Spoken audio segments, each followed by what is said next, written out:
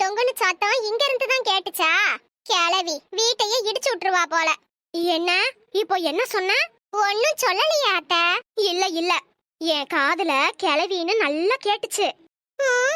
கரெக்டா கேட்டுப்புட்டா கிளவி.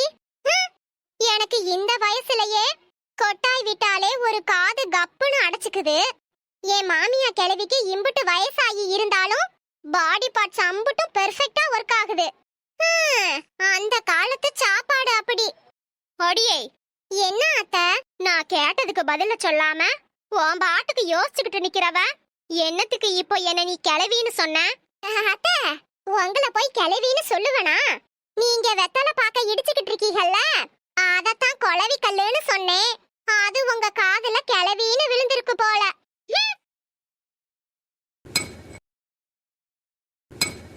அத்தை என்னடி? அது அத்தை, என் தம்பி பொண்டாட்டி இருக்கால, அவங்க வீட்ல விசேஷம், என்னையும் வர சொல்லிருக்காக. அதுக்கு வர சொன்னா போக வேண்டியது தானே? ஆமா அத்தை, எங்க அம்மா வீட்டுக்கும் போய் நாளாச்சுல்ல, அதனால எங்க அம்மா வீட்ல ஒரு வாரம் தங்கிட்டு அப்படியே ஃபங்க்ஷனுக்கும் போயிட்டு வரலான்னு இருக்கேன். நீ போயிட்டா எங்களை யாரு பாத்துக்கிறது? ஒரு வாரமெல்லாம் ஒன்னும் நீ இருக்க வேணாம். ஃபங்க்ஷனுக்கு முந்தின நாள் நைட்டு கிளம்பி போ. அடுத்த நாள் ஃபங்க்ஷனை அட்டெண்ட் பண்ணிட்டு உடனே கிளம்பி வீட்டுக்கு வர்ற வழிய பாரு. புரியுதா? அது இல்ல அத்தை, அம்மா அப்பாவை பார்த்தே நாளாச்சு. அவங்க கூடயே இருந்து அவங்களுக்கு என்ன வேணும் ஏது வேணும்னு கேட்டு செஞ்சு கொடுத்துட்டு ஒரு வாரம் இருந்துட்டு வரேனே. பாருடி, பிறந்த வீட்டு பந்தம் எல்லாம் கல்யாணத்துக்கு முன்னாடிதான், கல்யாணத்துக்கு பின்னாடி சொந்த பந்தம் எல்லாம் மாமியார் வீடுதான். உன் ஆத்தாலையும் அப்பனையும் உன் தம்பி பொண்டாட்டி பாத்துக்குவா. நீ ஒன்னும் கவலைப்படாத. இந்த வீட்டு ஆளுகளை பத்தி மட்டும் நீ கவலைப்பட்டா போதும். புரியுதா? சரிங்க அத்தை. சரி சீக்கிரம் போய் காய் வாங்கிட்டு வந்து சமையலை செஞ்சு வையி. சரிங்க அத்தை. இவளுக்கு இஷ்டத்துக்கு ஆத்தா வீட்டுக்கு போயிருவாள்களாம். இவளோட பிள்ளைகளையும் புருஷனையும் நான் பாத்துக்கணுமா? நல்ல கதையா இருக்குது. போக விட்டுருவனா நானு? ஓடிய லீலா, காய் வாங்கத்தானே போற? ஆமா அத்தை. போறதுக்கு முன்னாடி எனக்கு ஒரு சொம்பு காபி போட்டு எடுத்துக்கிட்டு வா. என்னடி பாக்குற? அதெல்லாம் ஒண்ணும் இல்ல, எடுத்துட்டு வரேன். இப்படி உக்காருங்க. ஆமா ஓட என் மவளே, வாடி உக்காரு. இப்படி எப்படிமா இருக்க? நல்லா இருக்கியா? எனக்கு என்ன, நல்லா இருக்கேன். ஆட இவ எதுக்கு திடீர்னு வீட்டுக்கு வந்திருக்கா?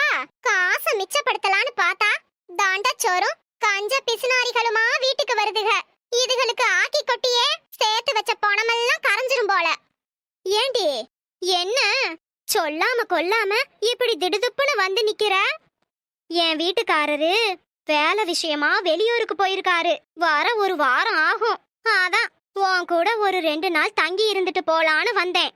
ஏன் என் கூட 2 நாள் தான் தங்குவியாக்கும்? உன் புருஷன் வர ஒரு வாரம் ஆகும்ல, பின்ன என்ன?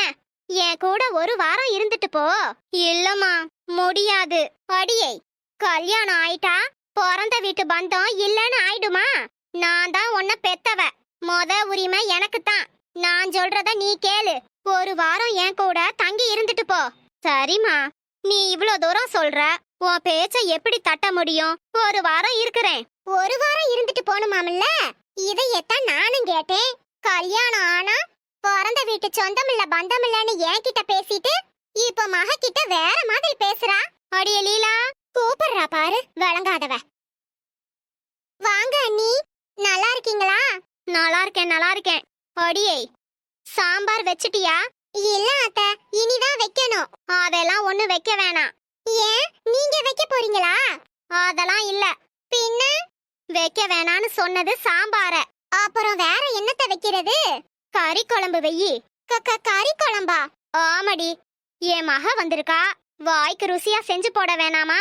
போய் வாங்கிட்டு வா. வாங்கிட்டு வந்து நல்ல ருசியா குழம்பு வெயி. போ. இனி ஒரு வாரம் முழுசும் மீனு நண்டு எறாலுன்னு அசைவமா செய்ய சொல்லுவாளுக. இவளுக்கு ஆக்கி போடுறதுக்காகவே வட்டிக்கு கடை வாங்கணும் போல. எனக்குன்னு வாச்சிருக்காளுக பாரு. லீலாக்காவை எங்க ஆளையே காணா? தெரியல மகா, அங்க பாரு, நீ கேட்டதுமே லீலாக்கா வர்றாங்க. ஆமா அவங்களுக்கு 100 ஆயுசு தான் போல. லீலாக்கா சொல்லு மகா. எக்கோ, என்னாச்சு உங்களுக்கு? ஏன் உங்க மூஞ்சி இப்படி சுருங்கி போயிருக்கு? எப்பவும் சிரிச்சுக்கிட்டே இருப்பீங்களே, சிரிங்கக்கா. சிரிக்கிறதுக்கு இங்க என்ன வாழுது? போடியே போடி. லீலாக்கா, என்னக்கா ஆச்சு? நாளானிக்கு உங்க அம்மா ஊருக்கு போறதா சொன்னீங்க. ஒரு வாரம் அங்கேயே தங்கி இருந்துட்டு வர போறதா சொன்னீங்க. ஏன் இப்போ சோகமா இருக்கீங்க? எல்லாம் என் மாமியாவாலதான். அவங்க என்ன பண்ணாங்க? அவ என்ன பண்ணல. எங்க அம்மா வீட்டுக்கு கூட என்ன போக கூடாதுன்னு சொல்லிட்டா. ஏன் போனா என்னவா? பிறந்த வீட்டு சொந்தம் எல்லாம் கல்யாணத்துக்கு முன்னாடி தானா, கல்யாணத்துக்கு அப்புறம் புகுந்த வீடு தான் எல்லாமா. அதனால ஃபங்க்ஷனை மட்டும் அட்டெண்ட் பண்ணிட்டு உடனே கிளம்பி வர சொல்லிட்டா. இதெல்லாம் ரொம்ப ஓவர்க்கா. இதையே ஓவருங்கற? முழுசா கேளு. என் மாமியாவோட மகக்காரி இப்போ எங்க வீட்ல தான் இருக்கா. அவ எப்ப வந்தா? இப்போதான் வந்தா. அவ புருஷன் வேலை விஷயமா வெளியூர் போயிருக்கானா. அதான் 2 நாள் தங்கலான்னு வந்திருக்கா. நல்ல வேலை 2 நாள் தானே. அப்படித்தான் நானும் நினைச்சு சந்தோஷப்பட்டேன். ஆனா என் மாமியாக்காரில எதுக்கு 2 நாள்? கல்யாணம் ஆயிட்டா பிறந்த வீட்டு சொந்தம் இல்லன்னு ஆயிருமா? ஒரு வாரம் தங்கி இருந்துட்டு போன்னு சொல்லிட்டா. நான் எங்க அம்மா வீட்ல தங்குறேன்னு சொன்னதுக்கு கல்யாணத்துக்கு அப்புறம் பிறந்த வீட்டு சொந்தம் இல்லன்னா இப்போ அவ மக தங்குறேன்னதும் சொந்தம் விட்டு போயிருமான்னு கேக்குறா. ச்சே, இந்த மாமியார்களே இப்படிதான். மகளுக்கு நியாயம் பண்றாளுக, மருமகளுக்கு அநியாயம் பண்றாளுக. நான் ஏற்கனவே அக்கம் பக்கத்துல கடனை வாங்கிட்டு வட்டி கட்டுறதுக்கு படாத பாடு பட்டுக்கிட்டு இருக்கேன். நாங்க கஷ்டப்படுறத பார்த்தும் என் மாமியாக்காரி கிழட்டு மூதேவி இருக்கிற சொத்தையும் எழுதி கொடுக்க மாட்டேங்கிறா. ஆனா அவ மக வந்தா மட்டும் ஆட்டுக்கறி, நாட்டுக்கோழி, இறாலு, நண்டுன்னு வகை வகையா ஆக்கி கொடுக்க சொல்றா. என் நிலைமைய பாத்தியா?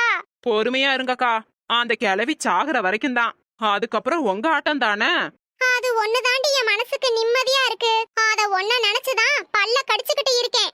மேலை தெருவு பால் பாண்டி மகன் சேகர் நேற்று இரவு 11 மணி அளவில் இயற்கை எய்தினார் என்பதை ஆழ்ந்த வருத்தத்துடன் தெரிவித்துக் கொள்கிறோம். அவரது இறுதி ஊர்வலம் இன்று மாலை மேலத்தெருவில் இருக்கும் அவரது வீட்டிலிருந்து புறப்படும் என்பதை ஆழ்ந்த வருத்தத்துடன் தெரிவித்துக் கொள்கிறோம். அழகு லீலாக்கா, யாருக்கா செத்தது? மேல தெரு காந்திமதி மகன் இருக்கான்ல சேகரு, அவன்தாமா. நேத்து நெஞ்சு வலி வந்து செத்து போயிட்டான். அப்படின்னா அந்த ஆளுக்கு உண்மையிலேயேவா நெஞ்சு வலி வந்துச்சு? நான் கூட நடிக்கிறான்னு தப்பா நினைச்சிட்டேனே. அம்சவல்லி அக்கா, என்ன சொல்றீங்க? நேத்து கொசுக்கடி ரொம்ப ஓவரா இருந்துச்சு. அதான் கொசு மாத்திரை வாங்குறதுக்காக கடைக்கு போனேன். ஒரு 10 மணி இருக்கும். இப்போ செத்தான்ல சேகரு, அவன் நெஞ்ச புடிச்சுக்கிட்டே என்ன கூப்பிட்டான். போனியாடி? நான் வீட்டுக்கு போயிட்டேனே. அடிய லூசு, சேகருக்கு உதவி பண்ண போனியான்னு கேட்டேன். நான் உதவி பண்ணிருந்தா அந்த ஆளு ஏன் செத்திருக்க போறான்? அப்படின்னா நீங்க உதவி பண்ணலையா? ஆஹா, இல்ல.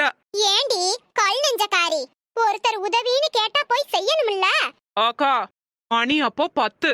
அந்த தெரு வேற இருட்டா கிடந்துச்சு. அந்த ஆளு வேற குடிகாரனா. அதான் என்னை ஏதாவது பண்ணிருவானோன்னு பயந்துதான் ஓடிட்டேன். போடி அறிவு கட்டவளே, அம்சக்காவ திட்டாதீங்க. அப்போ இவ செஞ்ச காரியத்துக்கு இவள பாராட்டலாமா? அப்படி இல்லக்கா, இப்போலாம் காலம் கெட்டு கிடக்கு. வயசு வித்தியாசம் பார்க்காம பொம்பளைகள் எல்லாம் சிறுசுல இருந்து பெருசு வரைக்கும் இப்படித்தான் ஏமாத்தி கூட்டிட்டு போய் என்னென்னமோ பண்றாங்க. அதனால அம்சக்கா அந்த மாதிரி ஏதாவது இருக்குமோன்னு பயந்துருப்பாங்க. ஆமா மகா, இனிமேட்டு ரோட்டுல எவன் இழுத்துக்கிட்டு கிடந்தாலும் சரி, நான் உண்டு என் வேலை உண்டுன்னு தான் போவேன். அப்படி சொல்லாதீங்க அம்சக்கா. ஒருவேளை உண்மையிலேயே அவங்க ஆபத்துல இருந்தா? அட ஆமா, நீங்க ஹெல்ப் பண்ண வேணாம். ஆனா அக்கம் பக்கத்துல யாருக்கிட்டயாவது சொல்லி உதவி செய்ய சொல்லிருக்கலாம்ல. ஆமால, இது எனக்கு தோணாம போச்சே. போடி கொலகாரி. சரி மகா, நான் வாரேன். என்ன? சரிங்கக்கா. ஏங்க, பிரீத்திகாவுக்கு நவம்பர் மாசம் கல்யாணம் வச்சுக்கலாம்னு முடிவு பண்ணிருக்கேன். நீங்க என்ன சொல்றீங்க? நான் என்னத்த சொல்றது? ஆமா, மாப்பிள்ளை வீட்டுக்காரவங்க என்ன சொன்னாங்க? அவங்க இன்னும் எதுவும் சொல்லலங்க. நல்ல நாள் பார்த்துட்டு சொல்றேன்னு சொன்னாங்க. அது வரைக்கும் நம்ம கைய கட்டிக்கிட்டே சும்மா நிக்க முடியுமா? நம்ம பங்குக்கு நம்ம பாப்போம், அவங்களும் பார்க்கட்டும். கடைசியா எது தோதுப்படுதோ அப்பயே வச்சுக்கலாம். என்ன சொல்றீங்க? சரி சரி. அம்மா, என்னடா? உடனே எதுக்கு பண்ணணும்? அடுத்த வருஷம் வச்சுக்கலாமே. வாடா வா. உன் பொண்டாட்டி இன்னும் ஒண்ணுமே சொல்லலான்னு நினைச்சேன். அவ சார்புல நீ கேக்குறியா? உண்மைய சொல்லு. அவதான உன்னை இப்படி கேட்க சொன்னா. ஐயோ அம்மா, சத்தியமா இல்ல. நான் மகாவை கண்டிச்சு வச்சுக்கிட்டு தான் இருக்கேன். அவ எந்த பிரச்சனையும் பண்ண மாட்டாமா. பிரீத்திகாவை பிரிய மனசு கஷ்டமா இருக்குமா, அதான் அப்படி சொன்னேன். எனக்கு எனக்கும் கஷ்டமா தான் இருக்கு. என்னடா பண்றது? பொம்பளைங்க வாழ்க்கையே அப்படிதான். பாதி வாழ்க்கை பிறந்த வீட்ல, மீதி வாழ்க்கை புகுந்த வீட்ல. பிரீத்திகாவுக்கும் அதே நிலைமை தானடா. நம்ம என்ன பண்ண முடியும்? எல்லாம் விதி. இப்பதான் பிரீத்திகாவையும் உன்னையும் கையில வாங்குன மாதிரி இருக்கு. அதுக்குள்ள பெரிய பிள்ளைங்களாயிட்டீங்க. என் செல்ல பொண்ணு பிரீத்திகாவும் இப்போ கல்யாணம் ஆகி வேற வீட்டுக்கு போக போறா. ஒரு பக்கம் சந்தோஷமா இருந்தாலும் இன்னொரு பக்கம் எவ்வளவு கஷ்டமா இருக்கு தெரியுமா? ஆமா, அழாதீங்கம்மா. நீங்க அலறத பார்த்தா அப்புறம் பிரீத்திகாவும் அழுவா. சரி சரி, நான் அழுகல, போதுமா? பிரீத்திகா, என்ன அண்ணி, ஏன் இப்படி பதட்டமா இருக்கீங்க? உங்க அம்மா உனக்கு நவம்பர்ல கல்யாணம் பண்ண முடிவே எடுத்துட்டாங்க. இத பத்தி உங்க அப்பா கிட்டயும் அண்ணன் கிட்டயும் பேசிக்கிட்டு இருந்தாங்க. நிஜமாவா? ஆமா பிரீத்திகா, உங்க அண்ணன் கூட கொஞ்ச நாள் தள்ளி போடலான்னு சொன்னாரு. ஆனா உங்க அம்மா இந்த வருஷத்துக்குள்ளேயே முடிச்சிடணும்னு முடிவா இருக்காங்க. இந்தா, விஜய்க்கு ஃபோன் பண்ணி எல்லா விஷயத்தையும் சொல்லு. அம்மா வீட்ல தான அண்ணி இருக்காங்க. ஒருவேளை அவங்க வந்தா பிரச்சனை ஆயிடுமே. அதெல்லாம் ஒண்ணும் ஆகாது. நான் ரூம்க்கு வெளியில நிக்கிறேன். அத்தை வந்தா உன்கிட்ட சொல்றேன். என்ன? இந்தா பிடி, சீக்கிரம் கால் பண்ணு. ஹலோ விஜய். பிரீத்திகா, நானே உனக்கு கால் பண்ணணும்னு நினைச்சேன், நீயே பண்ணிட்ட. விஜய், நீங்க பிஸியா இருக்கீங்களா? அதெல்லாம் ஒண்ணும் இல்ல. ஆமா, ஏன் உன் குரல் ஒரு மாதிரியா இருக்கு? ஆமா, எனக்கு நவம்பர் மந்த்ல மேரேஜ் பண்றதா பேசிக்கிட்டு இருக்காங்க. டேட் ஏதோ ஃபிக்ஸ் ஆயிடுச்சா? இல்ல விஜய், ஆனா நவம்பர்ல மேரேஜ் பண்ண முடிவெடுத்துட்டாங்க. நவம்பர்லயா? இன்னும் முழுசா 3 மாசம் கூட இல்ல. அதுக்குள்ள எப்படி மேரேஜுக்கான எல்லா வேலையும் முடிப்பாங்க? எனக்கு ரொம்ப பயமா இருக்கு விஜய். நவம்பர்ல கல்யாணம். அப்போ பிரீத்திகா, நீயும் நானும் அக்டோபர்ல மேரேஜ் பண்ணிக்கலாம். உனக்கு ஓகேவா? ஆ? ஓகேவா பிரீத்திகா? ஹலோ பிரீத்திகா, கேக்குதா இல்லையா? ஹலோ. கேக்குது விஜய். ஆனா நாம ஏதோ அவசரப்படுறோமோ? கொஞ்சம் பொறுமையா இருக்கலாமே விஜய். என்ன பேசுற நீ? தெரிஞ்சுதான் பேசுறியா? நம்ம கல்யாணம் பண்ணிக்கலானா பொறுமையா இருக்கலாம்னு சொல்ற. அப்புறம் எதுக்கு எனக்கு கால் பண்ண? பொறுமையாவே இருக்கலாம்ல. போனை வை. பிரீத்திகா, என்னாச்சு? ஏன் அலற? நீ விஜய் போனை கட் பண்ணிட்டாரு. என்ன சொல்ற? ஏன் கட் பண்ணாரு? நவம்பர்ல கல்யாணம் வச்சிருக்காங்கன்னு சொன்னேன். நாம அக்டோபர்ல கல்யாணம் பண்ணிக்கலாம்னு சொன்னாரு. நான் கொஞ்சம் பொறுமையா இருக்கலாம்னு சொன்னேன். அதனால கோவமா பேசி போனை கட் பண்ணிட்டாரு. விஜய் மட்டும் இல்ல, வேற யார் அந்த இடத்துல இருந்திருந்தாலும் இப்படிதான் பண்ணிருப்பாங்க. உன் பிரச்சனைய அவர்கிட்ட சொல்ற, அவரும் அதுக்கு சொல்யூஷன் கொடுக்கறாரு. ஆனா அத நீ ஏத்துக்கவே மாட்டேங்கிறியே. விஜய் பாவம் இல்லையா? உன் சம்மதம் இல்லாம அவரால என்ன பண்ண முடியும்? விஜய் வேணுமா, இல்ல நீ உங்க அம்மா பாத்திருக்க மாப்பிளையவே கட்டிக்க போறியா? என்னால விஜய் இல்லாம வாழ முடியாது. அப்போ அவர் சொல்றதையே கேளு. அடியே மகா, அடியே, எதுக்கு இப்ப பிரீத்திகா அழுதுகிட்டு இருக்கா? அது வந்து தெரியும், எல்லாம் எனக்கு தெரியும். என்ன தெரியும்? நவம்பர் மாசம் பிரீத்திகாவுக்கு கல்யாணம். நான் என் மகளை பிரிய போறத நினைச்சு ஹால்ல உட்கார்ந்து அழுதுகிட்டு இருந்தேன். அத பாத்துட்டு வந்து உடனே பிரீத்திகா கிட்ட வந்து சொல்லிட்டேன். அதனால தானே பிரீத்திகா இப்போ அழுதுகிட்டு இருக்கா. ஷோபா, ஆமாத, ஆமா. பிரீத்திமா, அழக்கூடாது. அம்மா எப்பவும் உன் கூட தான் இருப்பேன். அம்மா, அம்மா தான் சொல்றேன்ல, அழாத. நீ அழுதா அப்புறம் நானும் அழுவேன்டா. அழக்கூடாதுமா. இவங்க 2 பேரும் அழுகிறத பார்த்தா எனக்கும் அழுக வருது. வீட்ல நல்ல விஷயம் நடக்க போகுது. சந்தோஷமா இருக்கணும். இது அழுறதுக்கான நேரம் இல்ல. சரிம்மா. அத்தை காட்டுற பாசத்தை பார்த்து பிரீத்திகா மனசு மாறிடுவாளோ? அப்போ விஜயோட நிலைமை என்ன ஆகும்?